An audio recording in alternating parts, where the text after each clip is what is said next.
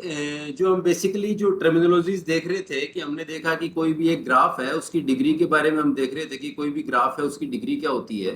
तो हमने उससे पहले देखा कि ग्राफ की डिग्री के अंदर कोई भी ग्राफ है उससे कितनी एजेस जो आ रही हैं और जा रही हैं, तो वो जो उसकी जो डिग्री है वो हमें पता लग रहा था कि भाई जैसे कि हमने पिछले एग्जाम्पल में देखा कि यहाँ पे जैसे कि यू है उसके अंदर क्या डिग्री है, वी है उसकी क्या डिग्री है, डब्ल्यू की क्या डिग्री है, के की क्या डिग्री है, हमने पिछले टर्म पे देखा। अब देखिए हम बात करते हैं इसके अंदर जो और जो इससे रिलेवेंट कुछ और कंसेप्ट जिसके अंदर कि हमने ये देखा कि ये अगर ये वो तो डायरेक्ट अनडायरेक्टेड ग्राफ के रेफरेंस में था। अब if you are talking about the directed graph, तो डायरेक्टेड ग्राफ के रेफरेंस में बात करते हैं। तो देखिए बेसिकली जो ग्राफ होता है उसके अंदर हर एज की एक डायरेक्शन होती है। तो this is the directed edge from U to V, and this is the directed edge from U to W, and this is the directed edge from V to W.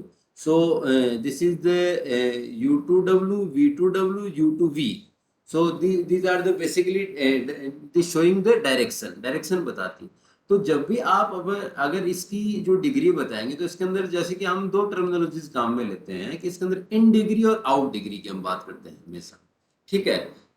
तो जैसे हम बात करते हैं कि जैसे कि डिग्री ऑफ यू जैसे इन डिग्री की एक बार हम बात करते हैं। इन डिग्री तो होती है नंबर ऑफ एजेस जो कि जहाँ पर जो जितनी एजेस आ रही हैं उसके अंदर पर्टिकुलर, या फिर इसके अंदर एक दूसरी जो टेक्निकल जो लैंग्वेज में इसको करते हैं कि जैसे कि एक तो इनिशियल वर्टेक्स और एक टर्मिनल वर्टेक्स। इनिशियल तो जहाँ से चालू हो रहा है और टर्मिनल जहाँ पे खत्म हो रहा है। ठीक है। तो इनिशियल और टर्मिनल तो क्या होगा, इनिशियल वो जहाँ से चालू हो रहा है, जैसे ये यहाँ से ये चालू हो रही है और ये यहाँ पे टर्मिनल हो रही है, खत्म हो रही है। इन डिग्री के अंदर number of edges for which U is terminal vertex. तो यू जहाँ टर्मिनल मतलब जितनी एजेस आ रही हैं आप इसको ऐसे समझिए, और आउट डिग्री ऑफ यू मतलब number of edges where U is initial vertex मतलब जितनी एजेस जा रही हैं आप इसको ऐसे समझिए। तो इन डिग्री क्या होगी, जितनी एजेस आ रही हैं। तो आप एक बार देखिए जैसे ये एक एग्जांपल है पर्टिकुलर ग्राफ, इसके अंदर यू के ऊपर कितनी एजेस आ रही हैं, यू वर्टेक्स के ऊपर कितनी एजेस आ रही हैं। तो यू के ऊपर कोई आती हुई दिखाई दे रही है, यू के ऊपर क्या कोई एज आ रही है? तो देखिए नहीं। क्या यू से कोई एज जा रही है? यू से कोई यू वर्टेक्स से कोई एज जा रही है? हाँ ये रही एक, तो एक ये रही, तो दो जा रही है इसके अंदर। तो इसकी इन डिग्री हो गई 0 और आउट डिग्री हो गई 2। ये देखिए यहाँ पे 2। तो जिसके ऊपर हमने डिग्री के ऊपर माइनस लगा दिया वो तो है इन डिग्री, और प्लस लगा दिया वो आउट डिग्री। तो डिग्री माइनस यू तो इन डिग्री 0, और डिग्री प्लस यू तो 2। इस तरीके से समझ गए बात को। सेम इसी तरीके से हम देखते हैं और दूसरे, जैसे कि आप और भी किसी की, जैसे कि आप वी की निकाल सकते हैं। वी के रेफरेंस में डिग्री जो वी जो है वी वर्टेक्स, इस पर्टिकुलर वर्टेक्स की इन डिग्री क्या होगी? इन डिग्री जो है वो होगी इन डिग्री जो एजेस आ रही हैं, तो वी के ऊपर कितनी एजेस आ रही हैं? वी के ऊपर कितनी एजेस आ रही हैं? एक एज आ रही है ये रही, तो 1। वी से कितनी एजेस जा रही है? वी से कितनी 1, तो ये इसकी in degree 1 out degree 1, in degree 1 और आउट डिग्री 1। और अगर हम कंबाइंड डिग्री की अगर हम बात करते तो वो दोनों डिग्रियां एक साथ हम कंबाइंड कर देते, in degree plus out degree, इस तरीके से, है ना। तो these are the basic concept behind the basically find out the degree in the particular directed graph, है ना। इस तरीके से हम ये जो है इसको निकालते हैं। तो देखिए कंप्लीट ग्राफ क्या चीज होती है। कंप्लीट ग्राफ का नाम हमने सुना है, कोई भी एक ग्राफ है उसको हम कंप्लीट ग्राफ कब कहेंगे? तो एक ग्राफ है वो कंप्लीट ग्राफ जो है उसको के से डिनोट करते हैं। Every time we denote the complete graph from K. तो एक complete graph K N is the simple graph that contain exactly one edge between each pair of the distinct vertices. मतलब कि अगर उसके अंदर जितने भी पेयर हैं वर्टिसेस के, उनके बीच में एक एक एज होनी चाहिए, ओनली वन एज, यानी वन एज होनी चाहिए उसके अंदर।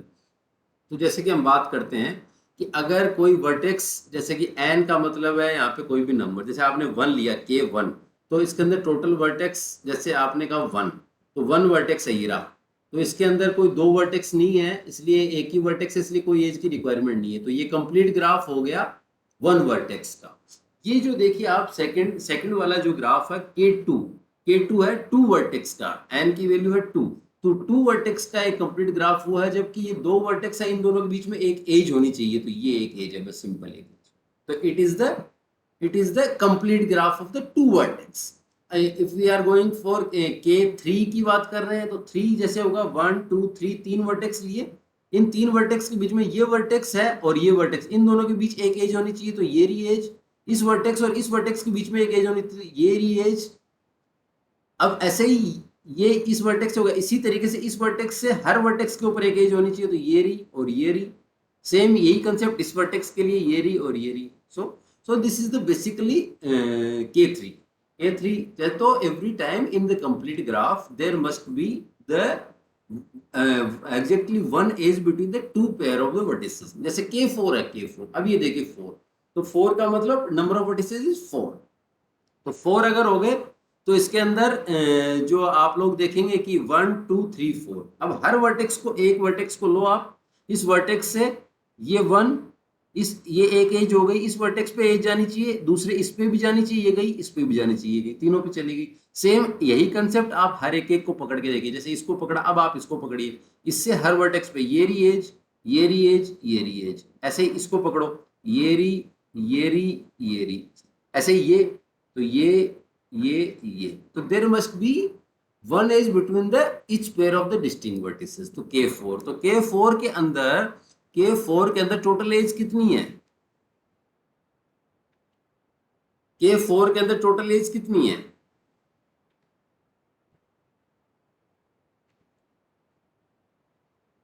अर्पित सोनी, अर्पित जो 4 वर्टेक्स का कंप्लीट ग्राफ है, उसके अंदर टोटल एज कितनी है?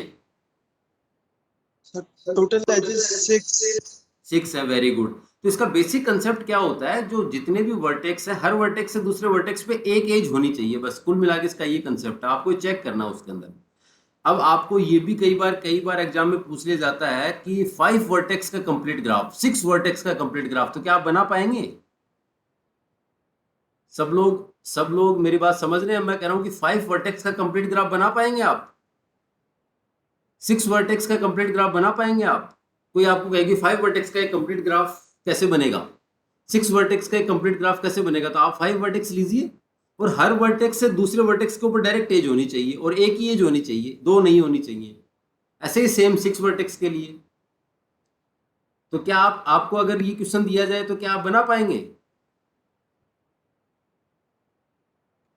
Yes sir. इजी है, इजी है, कोई ज्यादा टिपिकल नहीं है, हैं? बना पाएंगे ना?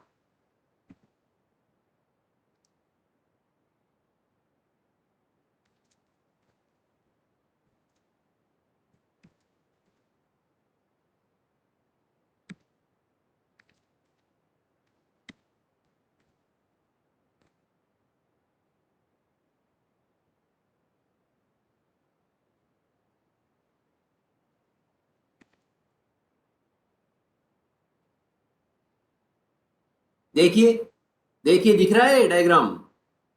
डायग्राम दिख रहा है भाई सब लोगों को?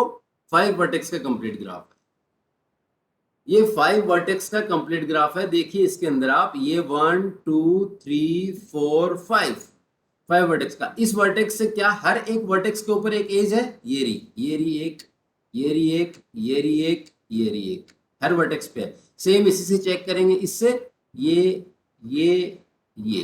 फिर इससे ये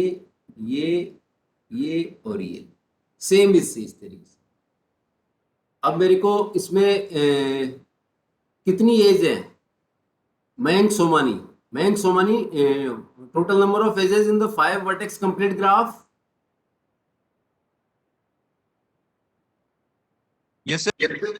कितनी एज है इसके अंदर? टोटल 5 वर्टेक्स के कंप्लीट ग्राफ के अंदर कितनी एज है? सर 10। ठीक है 10। ठीक है। हाँ भाई, शिवांशी, शिवांशी कितनी एज है 5 वर्टेक्स के कंप्लीट ग्राफ में? सर 10 है। ठीक है, वेरी गुड वेरी गुड। और सेम इसी तरीके से 6 जो वर्टेक्स है उसका कंप्लीट ग्राफ हम ड्रॉ कर सकते हैं। तो ये मैं आपको इसलिए बता रहा हूँ क्योंकि एग्जाम में कई बार पूछा जाता है कि 6 एज का वर्टेक्स ग्राफ, तो आपको सिर्फ बना के देखना है कि 6 एज का वर्टेक्स ग्राफ किस तरीके से होगा। तो आपको बहुत ही इजी है ये चीज, जैसे वैसे सिंपल ऐसे बनाते हैं इसको। देखिए ये देखिए, ये जो बेसिक जो जनरल 5 वर्टेक्स का कंप्लीट ग्राफ ऐसे बनता है भाई, आप लोग इसको हमेशा ध्यान रखें। तो ये आप इस तरीके से बनाएंगे, नीचे 2 वर्टेक्स, फिर ये 2 वर्टेक्स, और फिर ये, फिर सबसे आप इस तरीके से, जैसे कि सबसे एजेस इस तरीके से, ये ऐसे इस तरीके से, है ना। तो ये 5 तो इनकी ये जो 1 2 3 4 5, फिर 6 7, फिर 8 9, और फिर ये 10, इस तरीके से अपन ये एजेस को काउंट करते हैं। सेम अगर आपको 6 वर्टेक्स का कंप्लीट ग्राफ भी अगर आपको देखना हो, तो 6 वर्टेक्स का कंप्लीट ग्राफ जो है वो, उसके अंदर आपको टोटल, जैसे आपने 6 वाला जो वो देखा होगा आपने, एक देखिए मैं आपको दिखाता हूँ 6 वर्टेक्स का कंप्लीट ग्राफ भी, ताकि आपको कभी भी इन चीज़ों को लेके कंफ्यूजन नहीं हो कि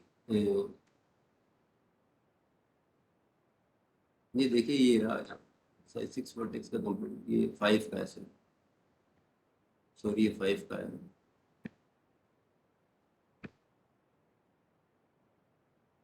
ये 6 का है ना भाई,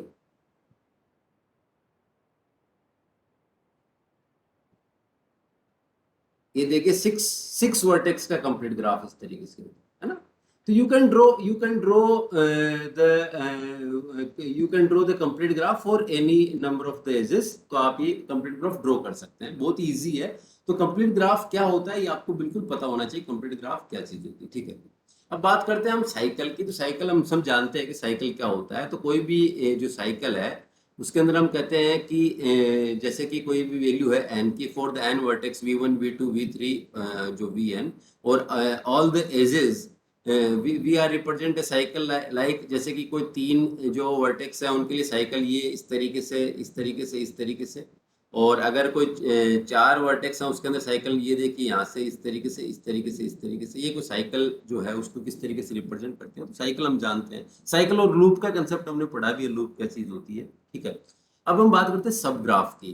तो सब ग्राफ, जैसे कोई भी एक ग्राफ है उसका एक छोटा पार्ट उसको हम कहते हैं सब ग्राफ। कोई भी पर्टिकुलर ग्राफ का जो पार्ट एक है, जैसे कि एक ग्राफ है GVE, तो ये ग्राफ है कोई भी, उसके अंदर अगर हम कहते हैं कि उसका एक सब ग्राफ है, जैसे कि उस सब ग्राफ का नाम है H, और उसके अंदर नंबर ऑफ वर्टेक्स हैं V डैश और नंबर ऑफ एजेस है E डैश। तो V डैश जो है वो सब ग्राफ के अंदर वर्टेक्स हैं और E डैश है वो एजेस हैं, तो उसको हम सब ग्राफ कहेंगे। जैसे कि ये एक पूरा ग्राफ है। अब इसके कोई भी सब ग्राफ बनाना चाहें तो इसमें से आप अगर कुछ कम कर दीजिए पोर्शन, जैसे ये एज कम कर दी, तो ये एक H1 सब ग्राफ बन गया इसके अंदर। तो H1 सब ग्राफ है, इसके अंदर वर्टेक्स तो 3 ही रह गए लेकिन एजेस उतनी नहीं है। सेम इसी तरीके से आप उसके अंदर और भी इसमें वर्टेक्स भी हटा दिया, जैसे कि W वर्टेक्स भी हटा दिया, तो दिस इज द H2 सब ग्राफ। तो एक ग्राफ का एक छोटा पार्ट है, it will called the sub graph, ठीक है। तो इसके अंदर जैसे कि for the graph H2 it is the sub graph of G, तो ये सब ग्राफ G का है। ये H1 का भी सब ग्राफ है, तो इसके अंदर कितने वर्टेक्स है कितनी एजेस है ये आप देख के बता सकते हैं, ठीक है। तो this is the basic concept of the sub graph. तो जैसे कि और सब ग्राफ हैं उसके अंदर हम काफी सारे सब ग्राफ बना सकते हैं। तो एक सब ग्राफ के जैसे कि इसके अंदर ये भी सब ग्राफ बन सकते हैं। तो G1 इज ऑल्सो ए सब graph, G2 is also a subgraph, and G is also a subgraph. These are all the subgraphs. Means if we for what purpose we are using the subgraph? So subgraph is using for solving the problem for the a complex graph. कोई भी एक complex graph है उसको problem solving के लिए हम subgraph के अंदर जो है डिवाइड कर देते हैं, ठीक है। अब हम बात करते हैं रिप्रेजेंटेशन की। रिप्रेजेंटेशन जो है वो जो भी एक ग्राफ है उसका रिप्रेजेंटेशन, मैट्रिक्स रिप्रेजेंटेशन किस तरीके से हम करते हैं वो हम देखते हैं। तो बेसिकली जब भी हम कोई मैट्रिक्स रिप्रेजेंटेशन करते हैं उसके अंदर हम कोई भी एक ग्राफ का जो रिप्रेजेंटेशन करते हैं, तो MIJ की वैल्यू 1 कब होगी? जब कोई भी एक वर्टेक्स है, वर्टेक्स जैसे V1 है या VI है, अगर उसके अंदर कोई एक एज EJ है, वो EJ is incident with V1, ठीक है। अगर कोई एक एज है तो वो अगर कोई एज वहां पर है तो तो इंसिडेंट एज अगर है तो उसको हम 1 कहेंगे, अदरवाइज 0 कहेंगे।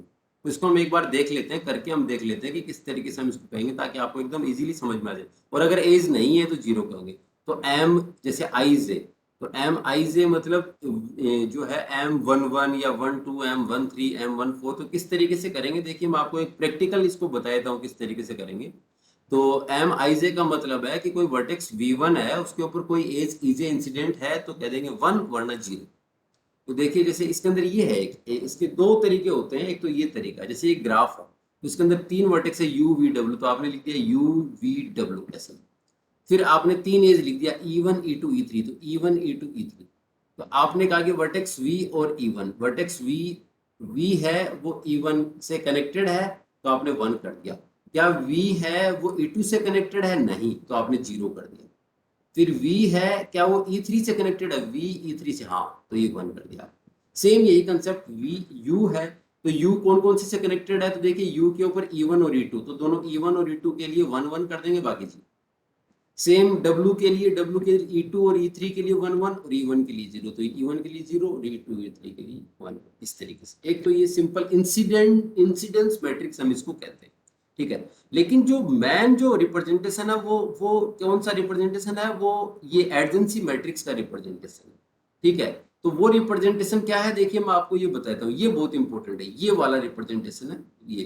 तो इसके अंदर बेसिकली दोनों चीजों का बताया हुआ, डायरेक्टेड ग्राफ और अनडायरेक्टेड ग्राफ का। तो वो तो था इंसिडेंस के अंदर हम वर्टेक्स लेते हैं और एजेस लेते हैं। लेकिन जो जो एडजेंसी मैट्रिक्स है, फॉर द एडजेंसी मैट्रिक्स ये रिप्रेजेंटेशन, उसके अंदर हम डायरेक्टली तीनों वर्टेक्स ही लेते हैं दोनों तरफ, तो रो में भी और कॉलम में। जैसे ये V U W, आप किसे U से V U W, तो V U W सेम इसी तरीके V U W दोनों। तो ये रो ले लिया आपने, ये कॉलम ले लिया। अब आप बताइए, क्या V से लेके V पे कोई एज है? सेल्फ लूप है? नहीं है, तो 0 कर दिया। क्या V से U पे है क्या? है, 1 कर दिया। V से W पे है क्या? हमेशा रो से लेके और इधर चलेंगे भाई, रो से, यहां से पहले एक एक रो को लेंगे। V से W पे है क्या? तो 1। V से W पे ये रही 1, इसलिए 1। अब यहां से चलेंगे सेकंड नंबर पे चलेंगे हम। तो सेकंड रो उठाएंगे, सेकंड रो से चालू करेंगे।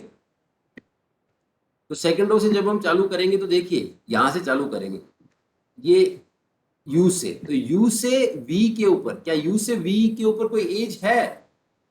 U से V के ऊपर स्नेहा पवार, स्नेहा, U से V के ऊपर कोई एज है? U से V कनेक्टेड है, U से V, U और V। Yes sir. 1 आ गया इसलिए यहाँ पे। क्या U से U है? Yes sir. U से U भी है क्या? U से U self loop? No sir. U से U सेल्फ लूप तब होता है ऐसे, लेकिन ये नहीं है इसलिए 0। और सेम यही U से W, तो U से W ये रही, इसलिए ये हो गया 1, ये सेम ही, ठीक है बिल्कुल। अब हम बात करते हैं W की, ये W की। तो W से लेके चेक करेंगे, W से V की चेक करेंगे, W से U की चेक करेंगे, W से W की चेक करेंगे। तो W से V की चेक करेंगे, तो W से V के लिए जब हम चेक करेंगे तो हम देखेंगे क्या W से V के लिए है क्या? हिमांशु कुमार, W से V के लिए है एज? W और V की, W और V ये, यस सर। वेरी गुड, तो ये 1 आ गया। W और U की भी है क्या? W और U की, यस सर। ये भी 1 आ गया। और क्या W के ऊपर सेल्फ लूप है? W नो से W, सर। तो ये 0 आ गया इस तरीके से। So this is the basically the undirected adjacency matrix representation। तो अनडायरेक्टेड जो ग्राफ है उसके लिए जो एडजेंसी मैट्रिक्स किस तरीके से ड्रॉ करते हैं, तो इसका जो बेसिक कंसेप्ट है उसके अंदर हम क्या करते हैं, जो एजेस है उनको ले लेते हैं। एजेस को आप कोई जरूरी नहीं है UVW ले, VUW ले, आप कैसे भी ले सकते हैं, लेकिन सेम उसी की तरह से हम उसको जो रो और कॉलम लेंगे उसी जो सीक्वेंस के अंदर, और फिर उसको ड्रॉ करेंगे। पर्टिकुलर रो से चालू करेंगे, फिर ऐसे इस तरीके से, ये यहाँ से पहले इसको यहाँ से यहाँ, फिर यहाँ से यहाँ, सॉरी, फिर वापस यहाँ से यहाँ, फिर यहाँ से यहाँ, इस तरीके से। फिर हर रो के लिए सेम इसी तरीके से वी विल स्टार्ट, ठीक है। तो ये तो था अनडायरेक्टेड के लिए एडजेंसी मैट्रिक्स। अब हम बात करते हैं डायरेक्टेड के लिए। डायरेक्टेड के अंदर क्या होगा, हमेशा देखिए डायरेक्शन दी हुई है। अब एक काम और हो गया उसके अंदर, तो हम दोनों के अंदर बोल सकते हैं, जैसे ये V से U के ऊपर, तो ये V से U के ऊपर हम बोल सकते हैं कि हाँ एक एज है, लेकिन अगर ये एज का डायरेक्शन है इसलिए हम V से U पे है, ना कि ये U से V पे। लेकिन वहां पे अनडायरेक्टेड के केस के अंदर क्या हो रहा था, in the undirected case we are counting both, तो हम V से U भी मान रहे थे, U से V भी मान रहे थे। लेकिन अगर हम बात करते हैं डायरेक्टेड के केस के अंदर, तो डायरेक्टेड के केस के अंदर अपन ये नहीं मान सकते। डायरेक्टेड के केस के अंदर ये क्या है, ये एज है U से, सॉरी V से U। समझ गए आप बात को, तो ये इसके अंदर डिफरेंस होगा। तो सेम वही चीजें, वही हम लिखेंगे VUW, सेम VUW वही लिखेंगे, और फिर हम चेक करेंगे क्या V से V पे है, V से V पे पहले, तो V से V पे सेल्फ लूप नहीं है तो 0। क्या V से U पे है, V से U पे ये रहा तो 1। फिर V से W पे है, V से W पे नहीं, ये W से V पे है तो 0। सेम यही सेकंड के अंदर, तो U से कहाँ पे है, तो देखिए U से कहीं जा रही है, U से W पे है, तो U से W पे है, U से W पे 1 कर दिया और बाकी 0। सेम ये W से चेक किया, तो W से कहाँ जा रही है एज, तो W के ऊपर ये तो आ रही है इसलिए इसको काउंट नहीं करेंगे। ये W से जा रही है V के ऊपर, तो W से V पे जा रही है, तो W से V 1 कर दिया, W से और कहीं नहीं जा रही, U पे नहीं जा रही 0, W से W पे नहीं जा रही 0। तो this is the basically the adjacency matrix for the directed graph. तो ये आपको दोनों बनाना चाहिए। इंसिडेंस मैट्रिक्स के अंदर वर्टेक्स और एजेस लेते हैं, जबकि हम जनरली जो जिस मैट्रिक्स की बात करते हैं वो होता है एडजेंसी मैट्रिक्स। तो आपको एडजेंसी मैट्रिक्स बनाना आना चाहिए, बहुत इजी है, बहुत इजी है। तो आप एडजेंसी मैट्रिक्स बना सकते हैं। तो आप में से क्या कोई स्टूडेंट है जो भाई एडजेंसी मैट्रिक्स अब जिसको नहीं बनाना है, ये सब बना लेंगे इसको, बहुत इजी अप्रोच है ना। अब देखिए एक चीज और, एडजेंसी जो लिस्ट है इसकी हम बात कर रहे हैं। एडजेंसी लिस्ट के अंदर देखिए क्या होता है, कोई भी नोड है या वर्टेक्स है, तो आपने ले लिए, ये वर्टेक्स है U, तो U से कौन कौन से कनेक्टेड है, तो U से V कनेक्टेड है, U से W, तो V और W ये दोनों एडजेंसी लिस्ट है, ये एडजेंसी लिस्ट है। सेम ऐसे ही एक वर्टेक्स लिया V, तो V से कौन कौन से, V से देखिए दोनों जुड़े हुए हैं, तो ये दोनों आपने लिख दिया W और U, ये W और इस तरीके से। सेम इसी तरीके से W